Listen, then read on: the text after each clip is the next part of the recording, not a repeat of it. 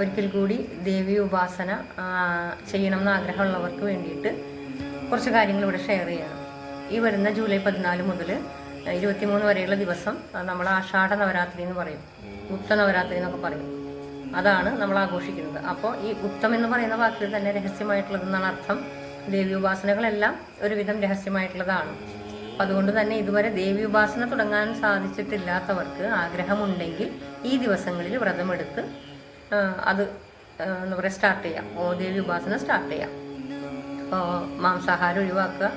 ഇത്രയും ദിവസങ്ങളിൽ രാവിലെ എഴുന്നേറ്റ് കുളിച്ച് വിളക്ക് വെച്ച് നമുക്കറിയാമല്ലോ, ദേവിയുടെ നിങ്ങൾക്ക് ദേവിയുടെ ഏത് ഭാവത്തിലുള്ള ദേവതേനെയാണ് ഉപാസിക്കേണ്ടത് അത് മൂലമന്ത്രം എടുത്ത് ജപിച്ച് തുടങ്ങാവുന്നതാണ്. ഒപ്പം നമ്മൾക്ക് നിവേദ്യങ്ങളൊക്കെ വയ്ക്കാം. അതിപ്പോൾ കൽക്കണ്ടം, ശർക്കര, പഴവർഗ്ഗങ്ങൾ, പിന്നെ അവില്, മലര്, പിന്നെന്താ ഇതൊന്നും ഒന്നും പറ്റുന്നില്ല എങ്കിൽ ജലമെങ്കിലും നേദ്യമായിട്ട് വയ്ക്കാം. ഇനി അതല്ല പായസമൊക്കെ ഉണ്ടാക്കി വയ്ക്കാൻ പറ്റുന്നവരാണെങ്കിൽ അത് ചെയ്യാം.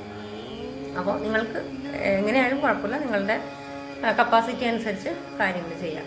പിന്നെ വേറൊന്നും, ഇതുവരെ ഒരു ഉപാസനയും സ്റ്റാർട്ട് ചെയ്യാത്തവരാണ്, അവർക്ക് ആഗ്രഹമുണ്ടെങ്കിൽ നിങ്ങൾ മസ്റ്റായിട്ടും ബ്രഹ്മമന്ത്രങ്ങളായിട്ടുള്ള ഓം നമോ നാരായണായ, ഓം നമ ശിവായ, ഇത് രണ്ടും മിനിമം 1008 വീതമെങ്കിലും ജപിച്ചതിന് ശേഷം ദേവി മന്ത്രം ജപിക്കുക.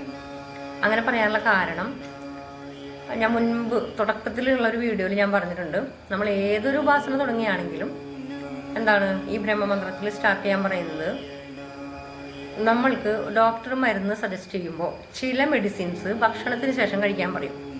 അതിൻ്റെ കാരണം ചില മെഡിസിൻ്റെ ഡോസ് നമ്മളുടെ ശരീരത്തിന് താങ്ങണമെങ്കിൽ നമുക്ക് എനർജി വേണം. അപ്പോൾ ഈ ഭക്ഷണം കഴിക്കുമ്പോൾ നമ്മുടെ ശരീരത്തിന് ഒരു എനർജി ഉണ്ടാവും. അതിനുശേഷം ആ മരുന്ന് കഴിക്കുമ്പോൾ നമുക്കത് അതിൻ്റെ ആ ഒരു എനർജി ഡോസ് താങ്ങാനുള്ള കപ്പാസിറ്റി കിട്ടും. അതുപോലെ തന്നെയാണ് ഇവിടെ ദേവി മന്ത്രങ്ങളെല്ലാം ശക്തിയേറിയതാണ്.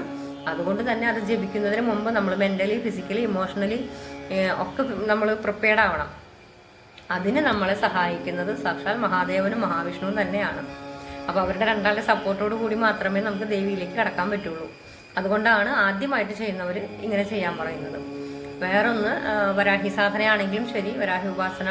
പിന്നെ ഒരു കാര്യം കൂടി പറയാം, സാധാരണക്കാർക്ക് ഇത് പറ്റില്ലേ, ഗുരു ഉള്ളവർക്ക്, ചിലർ ഗുരുപദേശത്തോടു കൂടി നിങ്ങൾ താന്ത്രിക രീതിയിൽ നിങ്ങൾ ഉപാസിക്കാൻ ആഗ്രഹിക്കുന്നുണ്ടെങ്കിൽ, നിങ്ങൾക്കത് മുന്നോട്ട് കർശനമായിട്ട് കൊണ്ടുപോകാൻ പറ്റുമെന്നുണ്ടെങ്കിൽ മാത്രം ആ രീതിയിൽ ഉപാസിക്കുക.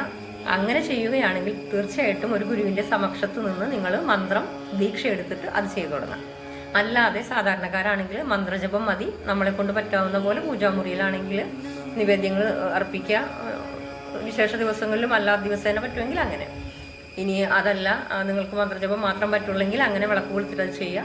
പൂജാമുറി ഇല്ലാത്തവരാണെങ്കിൽ വിളക്ക് കൊളുത്തുന്ന സ്ഥലമുണ്ടെങ്കിൽ അങ്ങനെ. ഇതൊന്നും ആയിട്ടില്ലാത്തവരാണെന്ന് വിചാരിക്കുക, ടെൻഷൻ വേണ്ട. കുളിച്ച് വൃത്തിയായി സ്വസ്ഥമായിട്ടൊരു ഭാഗത്ത് പോയിരുന്ന് ജപിക്കുക, അതാണ് പ്രധാനം.